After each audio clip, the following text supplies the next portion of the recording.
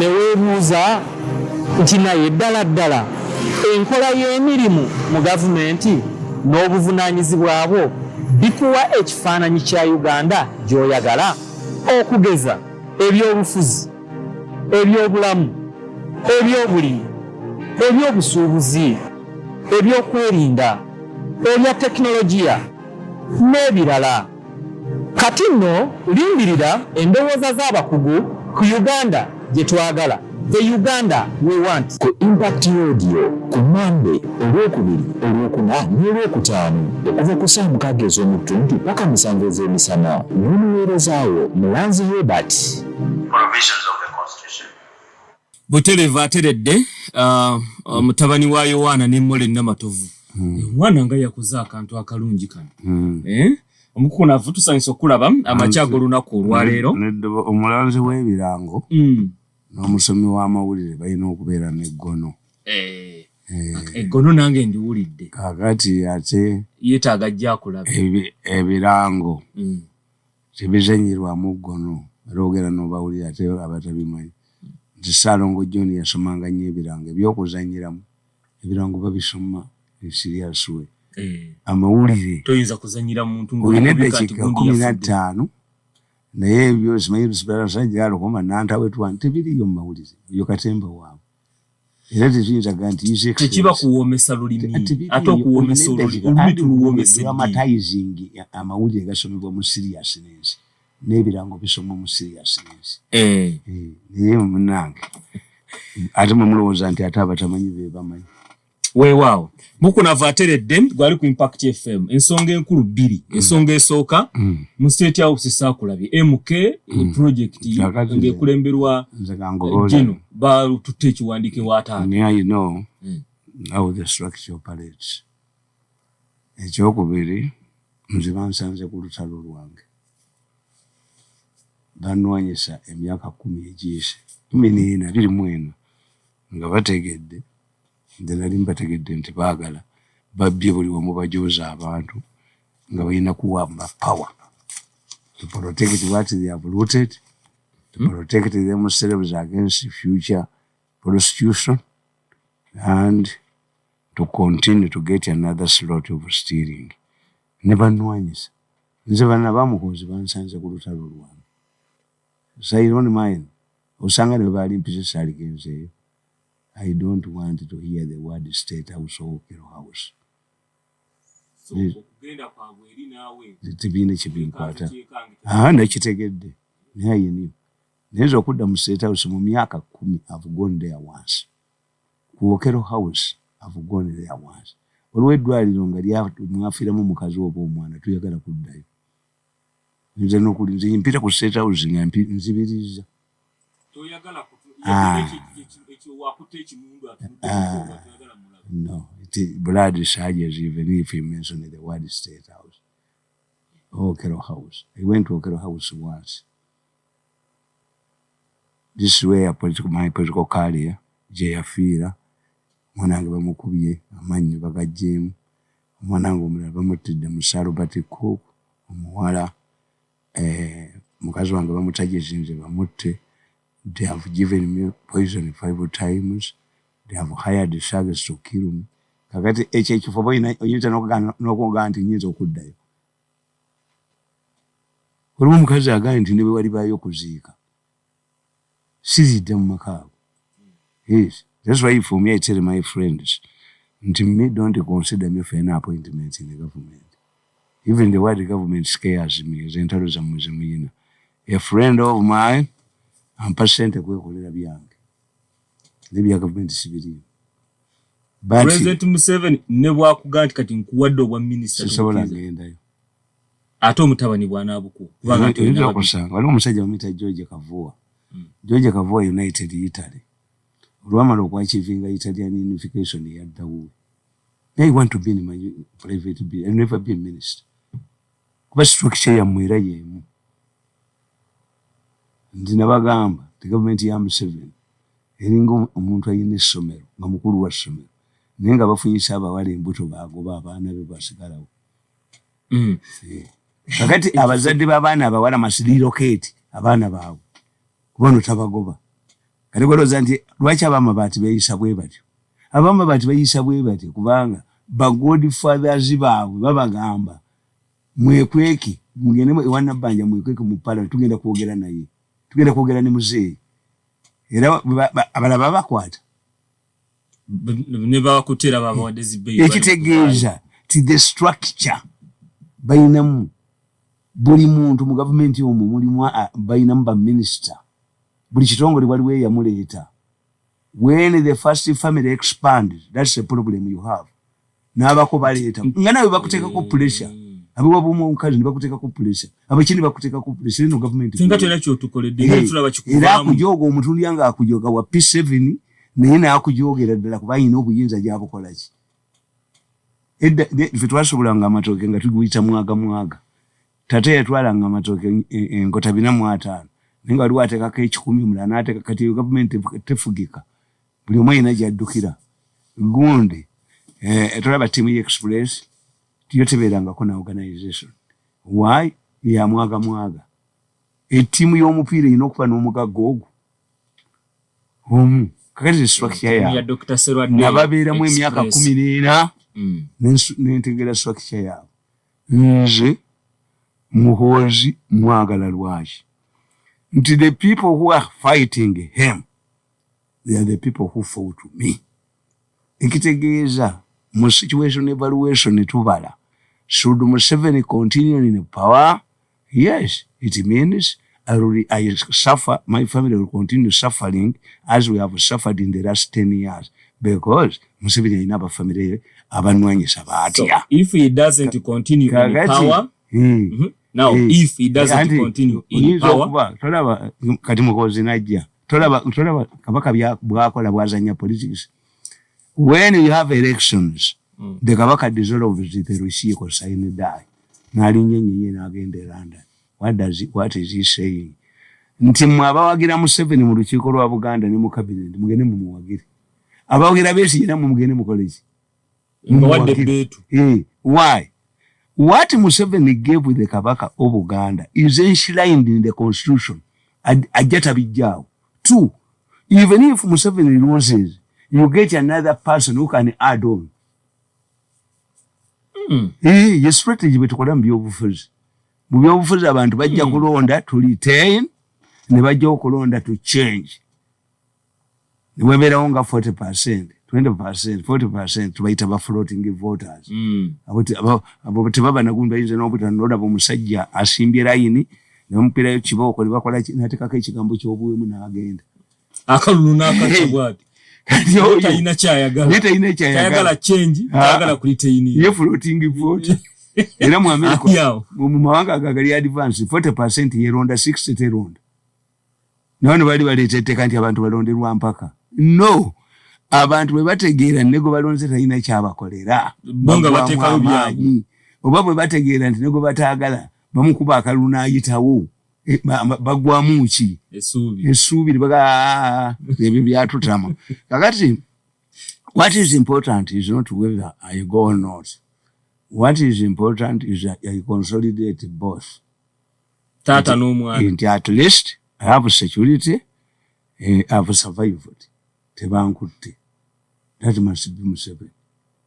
Kakati ate na ndi basale yaga ndi fasibadde kukwega family yafe ejja kubeera mu bwavu kakati nze mpagira mukozi kunkubira abantu kubasekula mu kinu era kankoboli omuyaba bamawulire baabwe tebababula. That's why they are kept in confusion. Now ba minister baje okubye ne bagaana okusekula kati omutabani gulowooza asobola okubasekula nabagamba nti bwoba oli mwenzi omusajja nakwatya mu nyumba ye situla yambala situla TV bakuyite mubbi kubanga buli omba gwe yambule ngoye wakuyite mwenzi kwa buli omba mubbako wositula TV oli mufu we yambule ngoye ogenti omukazi ye yandese kakati abantu baganda eba na musajja muli ebyayogera abakazi baleeta abasajja mu mayumba neno situla TV ani kubata bangako olaba omusajja alimedde ku mubbi emisinde kuba naye bamubbako omwenza awona omwenza bana mulizo omusajja ngati munna mutta ayina kyayogera abakazi baleeta abasajja nene wetika TV Kati bwe twatulwana entalo ebintu bimanyika. Kati abantu abali ebweru wa government and abali more informed than abali mugundi mu Uganda monna. Very informed. Nti president yalagidde ababadde bavuganya Muhoozi manya ababadde bagende bamwetondere. Kubanga ekitongole ekimu kyagambye bannaye omukulu bw'ateekateeka enkuŋŋaana engeri gyaziteekateekamu nkyamu enkuŋŋaana zammwe za MK ne baddukira wa Museveni. Anti owulira no bakulimba Museveni yayita abantu n'abakubira obutambi okumala essaawa 8 CDs. Era omusajja yagamba sirabanga kiseera kizibu nga kye nabaddemu ateekako kana. That must be Mirundi. Nzemba kuwata. Munina amajini. Oba nina amajini agaba kuwata. Mwe mutudde. Mukerewe emisito gy'embizi. Ejini siraamu teribeerawo. Mwekwata mweka. Essaawa 8. Yes. President Museveni nga yali hours. Ng'ateekawo kata. Yayogedde n'agamba banne nti the man has a catalogue of CDs. Kubanga bakola ebintu ebiri beyond. You cannot fight Museveni's son. Museveni cannot destroy his son. Because Muhoozi is not rebellious against his father. In fact, he's under his instructions. Kakati baleeta group y'abanna Kenya wano. Ne bagiwa wabogerako singa bbiri emabega. Kati akatambi Museveni akafuna. Ate bakkiriza twaba hostinga kubanga twagala kuba briefing. Naye nga statement yogiwulira. Hit him below the belt. Make sure that you portray him as a comedian. Not a leader. Akoyaka bakobidde embuto ne zibatokota. Kakati the problem is, if you are assembling a team to go to Muhoozi, if Museveni wanted to reconcile these two forces, yali bayise bonna wamu. But if he tells them, you go and apologize to Muhoozi, what if Muhoozi rejects your apology? Basinga abadde akyagala bayite babiri nti owaye mpukunavu jangu nono mutereze ensonga zammwe nze mbayise omusajja nti Museveni kyatanvumite kiriyo. It is bakola ebintu ebiri beyond a human being. Waliwo omukazi ebbuba lwe liyitawo n'ayira mu naasidi tewali asympathizinga naye. Waliwo n'omusajja lwayitawo n'akuba omukazi ne bagamba nedda gwe wamusookako ne bakuba ne bakutta. Waliwo ekintu ky'okola nga kiri beyond. Hire Kenyan journalists to Malaini Muhoozi. We have given you money. We are going to send you money. Also mobilize global gundi bloggers. Bampe bamuno bamfule comedian.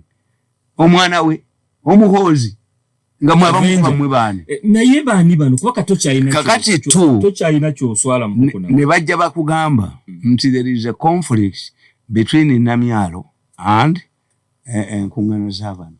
Ako nako kaabadde kakujjumbu Museveni ayimirize Muhoozi. Tasobola. Baba bwangulwa wano nga bakwata wano. Namyalo bw'aba nga ategeera kyakola. Kuba naye bamulwanyisa. Nze yonna ngendayo mu bazzukulu.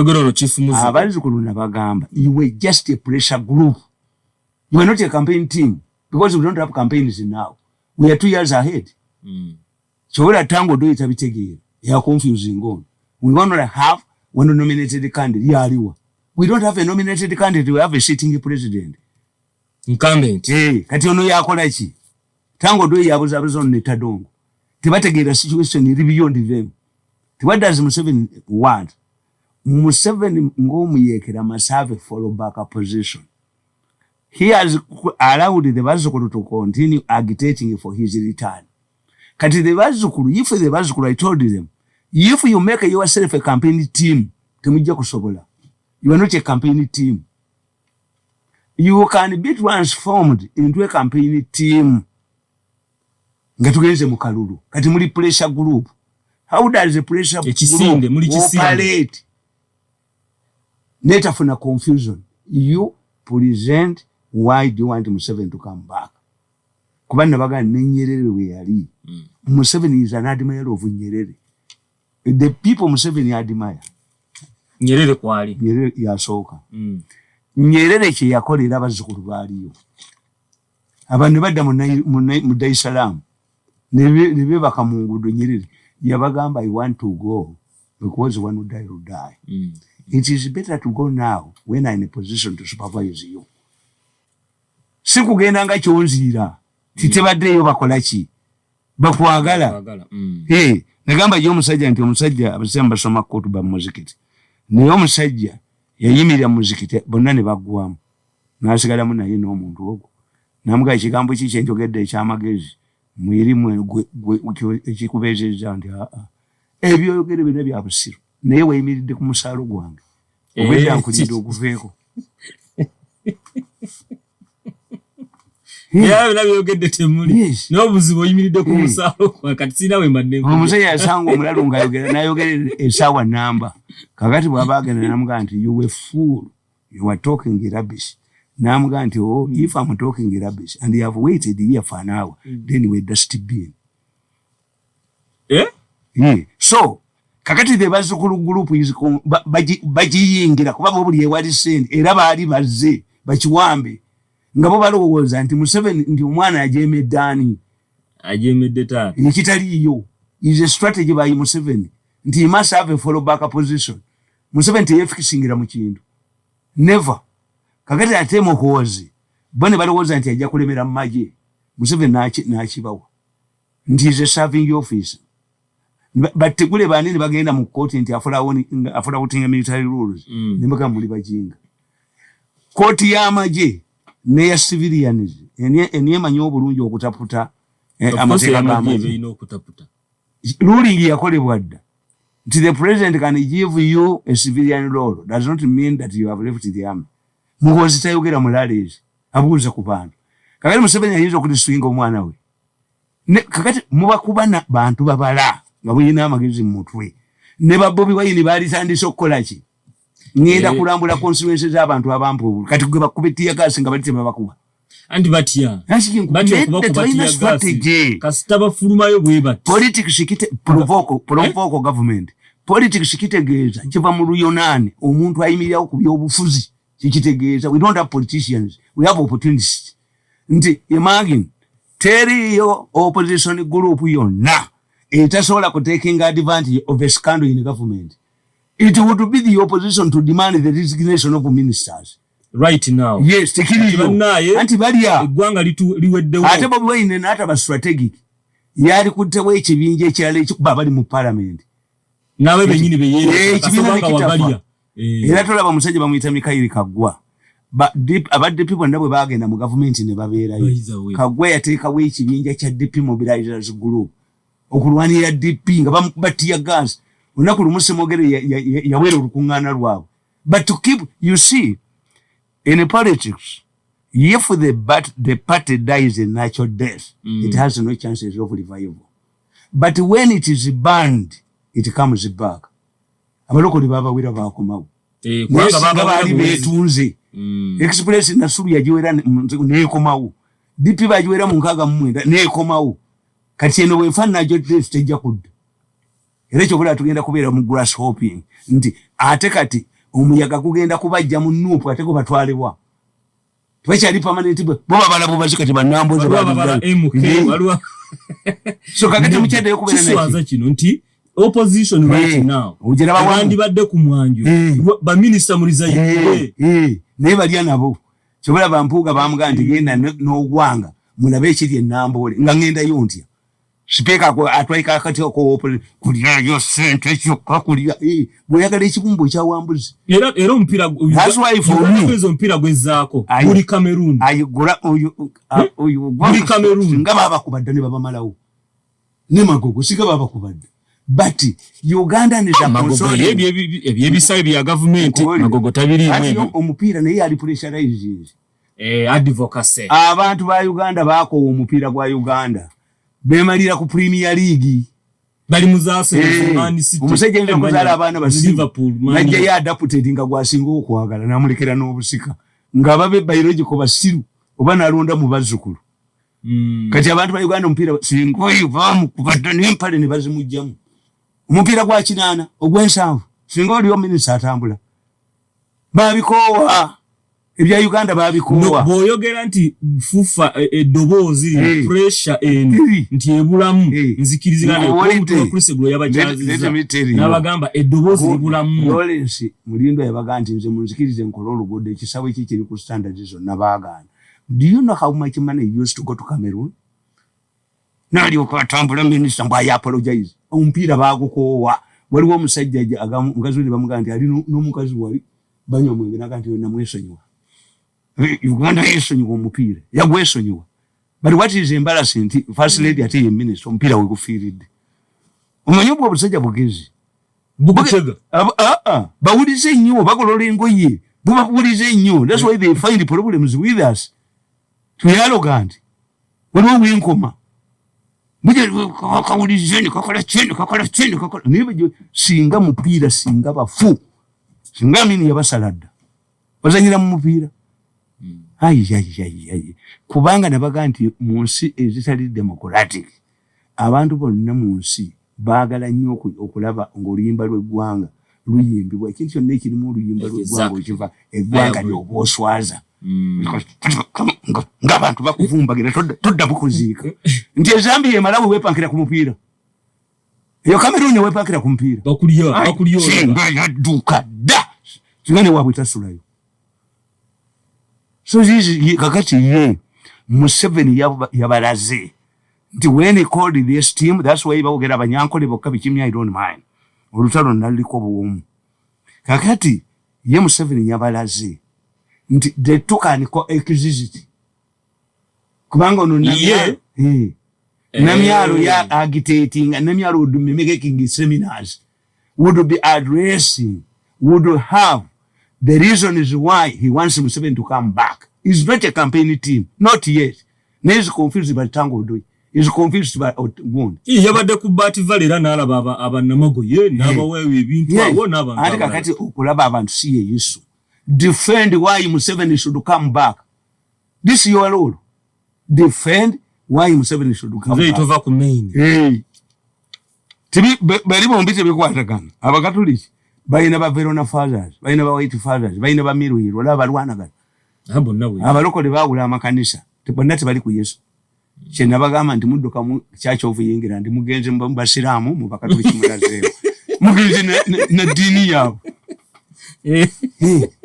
Yogamba nti weekotudde naye ng'okyayitibwa Church of Uganda duplication. Era muteeso wolubereberye yalaba confusion eri mu lubiri nga baminsani abakusaayo bazze n'abakatoliki n'abayita n'ababuuza nti mmwe eddiini entuufu yeeriwa owabakusaayo n'amugaa nti eddiini entuufu ye yaffe kubanga abo ne gye baava kabaka baaleka bamusse kabaka waabwe naye waffe kabaka waffe mukazi oyinza n'omuwasa muteesa n'agamba leka kulimba owabakatoliki n'amugaa nti babo bakutuka kuffe ffe eddiini entuufu muteesa n'ababuuza muzze ne Katonda wa Isirayiri ewammwe teri Katonda owammwe yafa ekitegeeza muteesa was knowledgeable yali amanyi nti Britain ne France tebirina nnyo Isirayiri biri wala nnyo n'ebisi muzze ne Katonda waki kati kyava abagunde owabakusaayo n'amugaa nti wona otegera eddiini entuufu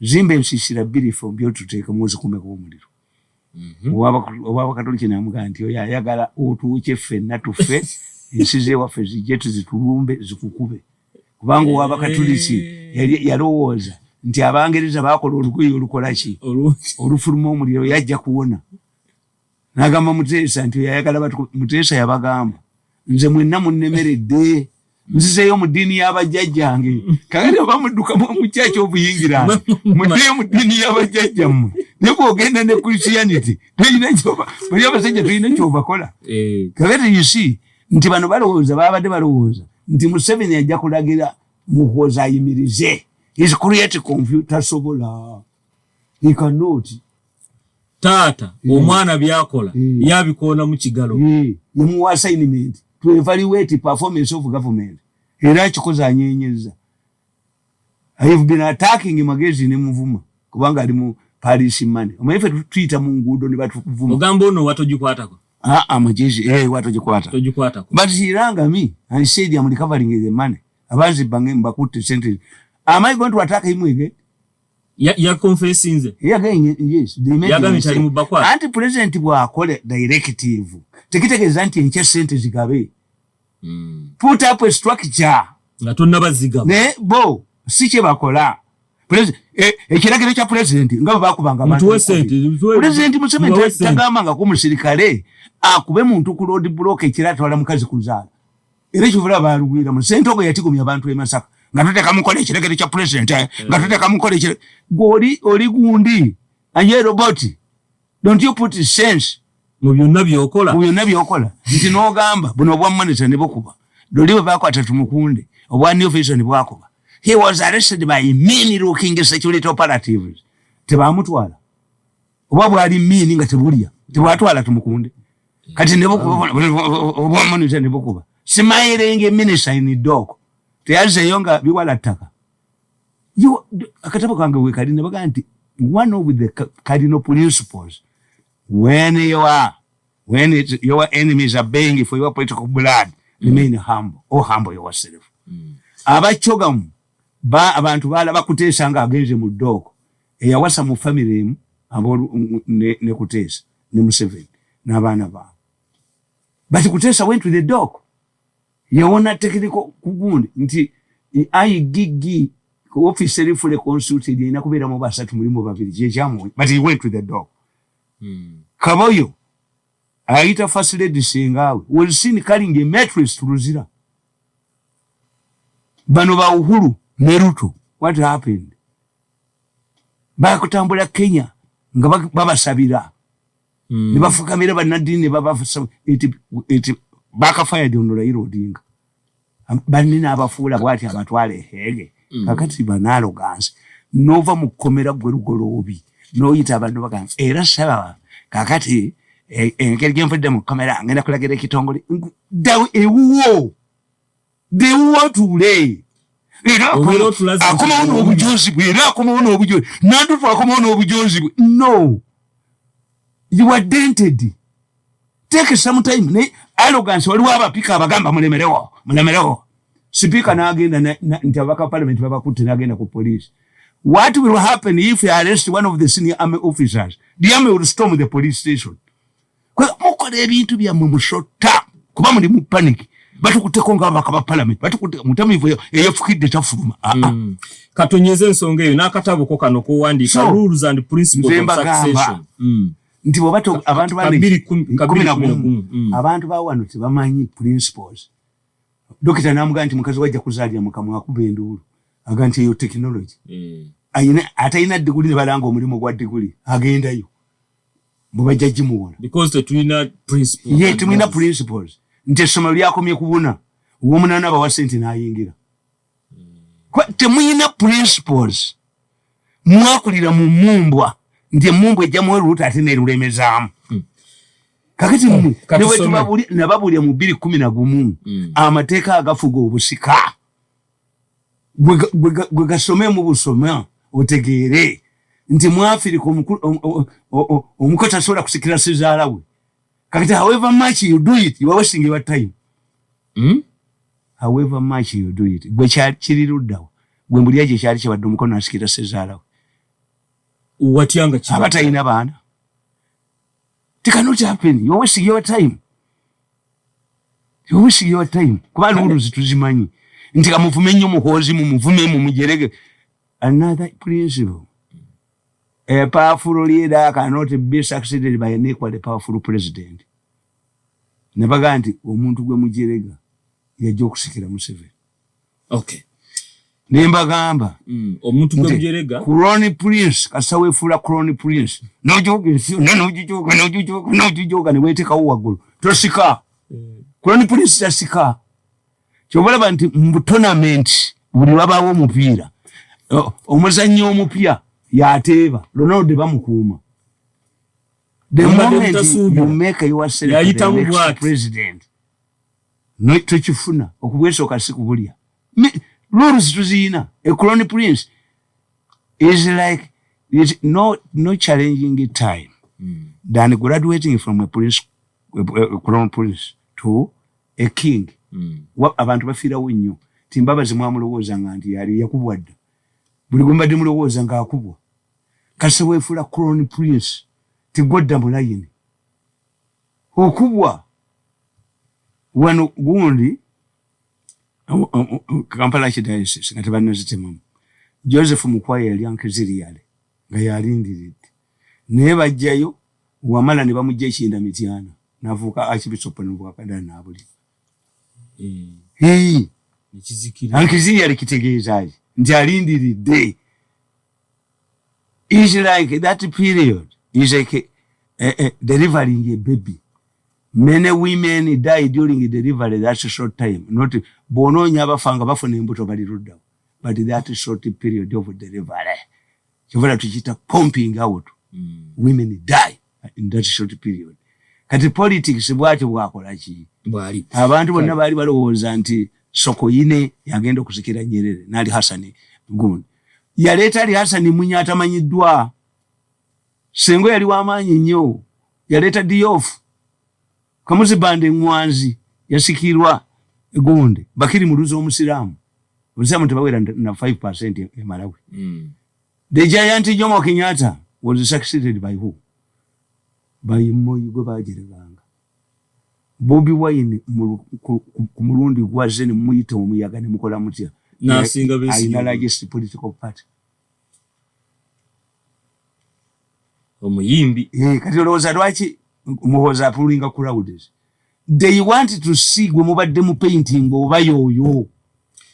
The two scenarios where the incumbent can either voluntarily retire or is forced out of power, the latter scenario implies he will have no role in determining the successor. Tusome ekitabo ky'omukukunavu Rules and Principles of Succession yakiwandiika 2011. The voluntary retirement is such that the incumbent remains in a stronger position to influence and determine the successor. It then naturally follows that an incumbent cannot cede power to somebody he does not know. Knowing in politics does not stop at somebody's name or face. It extends to a historical bond. Experience shows that it's highly risky for an incumbent to entrust power to somebody without a historical link. By this, I mean a long-time relationship. You must have guarantors who can evoke this historical bond if he or she turns hostile.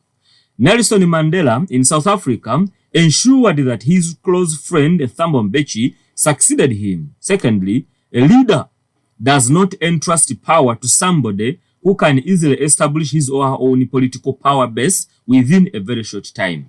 It's advisable to incumbents to remain with some sort of influence in government in the first 5 years following their retirement. This is because human nature loves freedom. It seeks to get out of the shadow of its predecessor and establish its own identity and legacy. A person who can easily establish a political power base gets new friends and is easily hijacked by political opportunities of his new base. Somebody who feels that his succession is attributed to you, this is what we call the politics of overwhelming. A person who believes that his or her achievements are related to one's own individual abilities and popularity is usually politically dangerous. However, even turncoats or weak leaders are dangerous. They become an easy target to political manipulation by their opponents and try to prove that they are not dependent on the retired president. A retiring president should never underestimate his successor's political abilities. People change. They are not static. As I pointed out earlier, there is no person who can accurately predict another's mind. Many are pretenders. Furthermore, politics, money, and religion change people's attitudes and behavior. This is because they attract new friends with different motives. This explains why when people get money and power or get married, they change friends. In Kenya, Mzee Jomo Kenyatta and the Kikuyu Mafia underestimated Daniel Arap Moi. They believed that since Moi came from a small tribe among the Kalenjin, the Kikuyu who had established a strong network within the government and in the private sector would snatch power from him.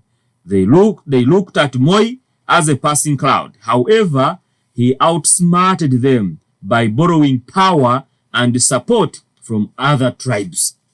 In Zambia, Frederick Chiluba underestimated Levi Patrick Mwanawasa. He was deceived by medical doctors that Mwanawasa wouldn't complete his first term as president. Mwanawasa was victim of a fatal accident that severely affected his abdomen.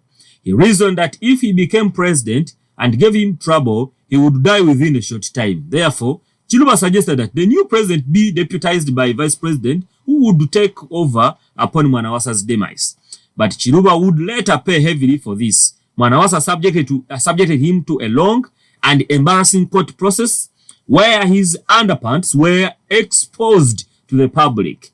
Most of the former allies were put behind bars. Mwanawasa wished to remain and die his own man. He didn't attribute his ascendancy to the presidency to Chiluba's role. Chiluba failed to understand that Mwanawasa, as a private lawyer, could not pay for his huge health bills, and the doctors had based their death period to this fact. However, as president of Zambia, who was waging a corruption crusade and forcing people to vomit what they had stolen, Mwanawasa's exorbitant bill was peanuts to the excited public. Therefore, it is important that a retiring president ensures his successor does not undermine his legacy. President Yoweri Museveni pointed out that he does not care about his legacy. However, this is important. Uganda should remember Museveni, among other achievements, as a man who restored peace, stability, and human dignity and rejuvenated the country's image. Ugandans, for the first time in history, saw soldiers who don't rape women, who don't kill with impunity, or don't steal from the public. They remember that Museveni turned the Namave killing fields during Amin and Okelotwa's rule into an industrial center. Neyongereyo. In the 1970s and mid-80s, people would scan Namave forest on a daily basis to retrieve corpses of their dead relatives. Government soldiers would take their victims to this slaughter dungeon and leave their dead bodies to be collected by their relatives for burial. The place became a mortuary of sorts. A group of youths permanently remained there to depend on income from relatives searching for their lost relatives. Museveni will be remembered for pro-people policies like UPE, USE, Bonabagagawale, and Nebirala. Prosperity for all, free and fair elections, right from the village level to the president. Therefore, no retiring president will wish to see such achievements erased by his departure. He, therefore, cannot hand over power to a person who threatens to undermine the above. In the case of Uganda, these must remain monuments for President Museveni. This explains why Moi didn't rename Kenya's monuments after his own name. He put up his own structures, even in his early days as president. Moi insisted on the following: the Nyao philosophy, implying walking in Kenyatta's footsteps. A retiring president must ensure that his successor will protect members of the first family and what they have acquired. This explains why the first family must have an input in somebody to take power.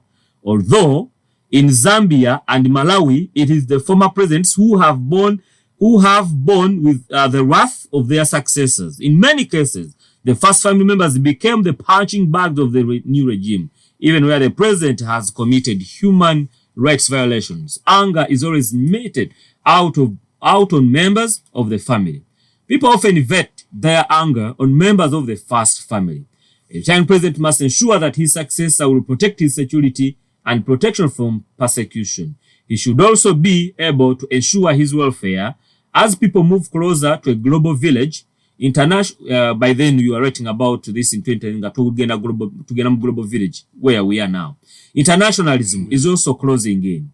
This means that we are having new generations of rights. What was not considered as human rights violations has become so. The internationalism through new agencies like the ICC is intended to keep leaders in developing countries on their toes. They use those who have retired to shape those taking power. Therefore, a retiring president in choosing a successor must bear this in mind. Finally, A retiring president must ensure he retains some influence in the body politic of the country. The soft landing has always been retention of the relationship of the party in case of the ruling party. However, this renders the retiring president to easily come in collision path with a new president. The situation becomes worse when his party is not the ruling one. It's what is happening in Kenya. Former President Daniel Arap Moi refused to retire and still participates actively in the country's politics, and at times taking sides in very controversial government policies.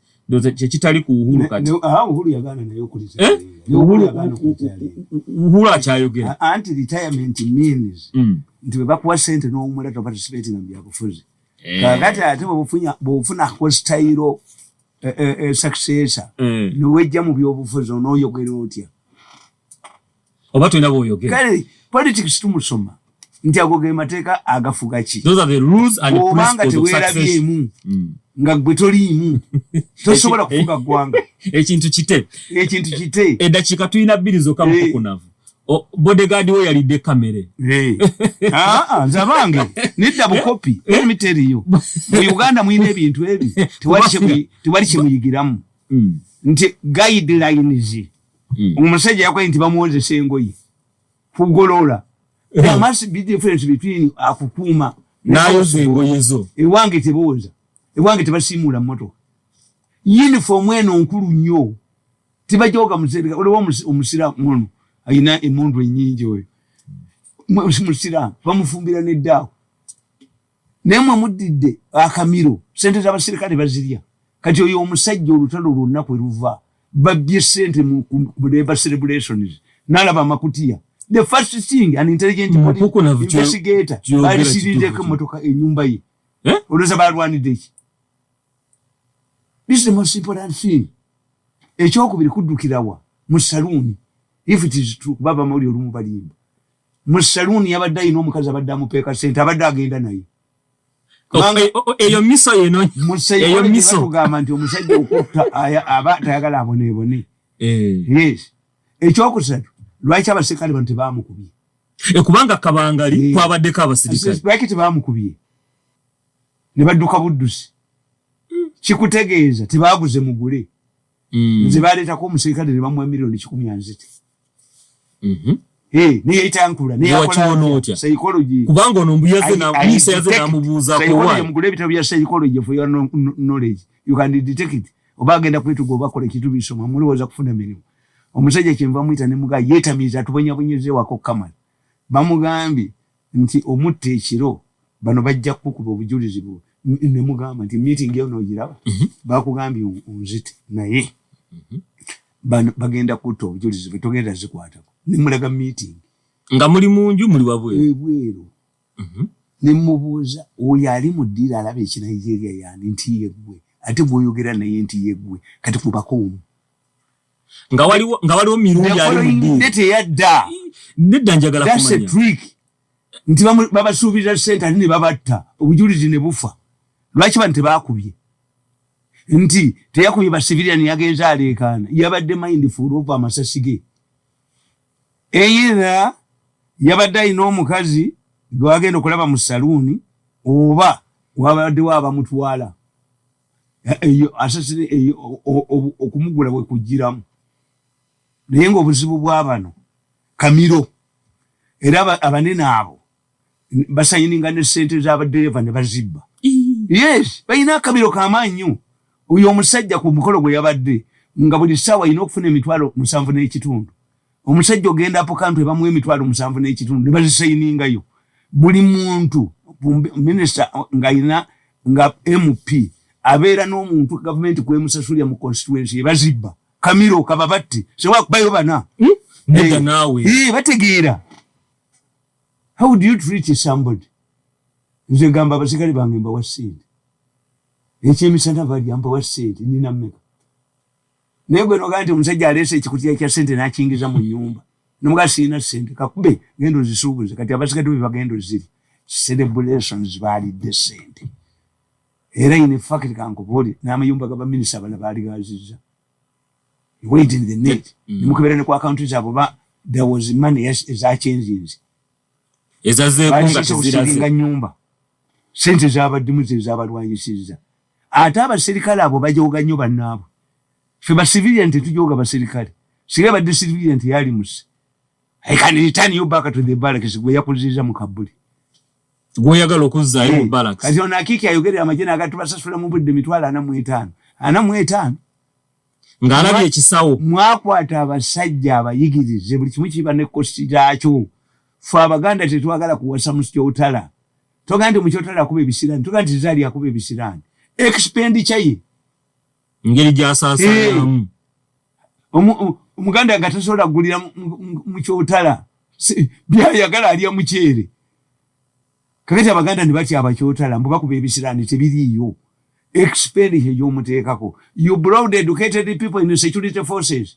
oyo omusajja wagundi wa level ki omubuli emitwalo nago omwana we gyasomera wo wameka they know that's the source of corruption abasajja bali aba prison babanga bakyamukaaga ngo aba officer cadet ba senior 4 mubajja mu university nibateekako ennyota baba manyiri ya demanding the same ngana mukamawo yagambye kabasooke bamuwe okunoonyereza ayo kakyogereko asoma amawulire ne balaba kyamususseeko how ali kyamususseeko yaganye kyogeraga basooke banoonyereza Indira Gandhi bakuumi bebe bamutta yabalagira ne bakuba gundi shiraini y'abasinga nga tibe bamukuuma era balaba obunyonyi bubiri ku muti nga batudde mu compound ne baga nti eyo message evudde wa Katonda omukazi tumutte Kennedy bantu bebe bamutta abasayi yagenda e Germany n'akunga abantu bakuba ekisenge ng'ensi yakava mu sematalo naddira mu 64 crisis n'abaga nti I've declared on the Soviet be bamwittira omusajja mulalu asobola okuleeta ki Kabira bakumi bebe bamutta which is strange here. He investigates the most important factors are 2, 3. Zimpe. Why did his fellow soldiers did not fire? Bali ababadde kabangali none yabadde. Yes. That's one. Era yeke yabakoledde kiri kimu. The driver is very important. You must spare this. The driver will tell you the quarrels. Ye driver kati amanyi kwali we yavudde oyo mwana musi atugambye agenda aterera agenda aterera tumuli sente mu nyumba zabaddemu bajozi nnyo bajogola ekyokubiri ewange bangoba ne batwala 5 billion nze najja kubafukira ttala question eyokubiri gyobuuza si nyevu nnyo question eyokubiri gyobuugambe ziri questions zisatu question eyokubiri lwaki yagenze ku saloon lwaki yagenze ku saloon era kiba kitegeeza nti yabadde ayina abokukola ki abagenda omuddusa n'atabasangawo kikwekwetta does he frequent that saloon yabaki abasajja yabakazi abadde agendayo bulijjo ate abasaluni baddukidde mu UPDF bagisaba nanyinyo abasaba mbu wano tetusobola kuddamu kukolerawo kati mirimu tukolere saluni awalala anti advantage kati wali wanga goga wali buli kimu bakibbiramu okuko navutuze wano abantu bano abanna wacha wali wabapika wali wanene dakika zayo zetuyiseemu enanga yagamba mbu bakwate nantaba teyagenza ku poliisi mwabatte omuntu emitwe giri wano kale tubadde n'omukuku na Joseph Tamale Mirundi kumachanga eminence ayogera naganti waliwo bapasana baba yine emitwe ngati nage emitwe giri wano omusajja noyogerera ekitongole nenga ku bigambo 10 byoyokera kenda mwenda bya busimu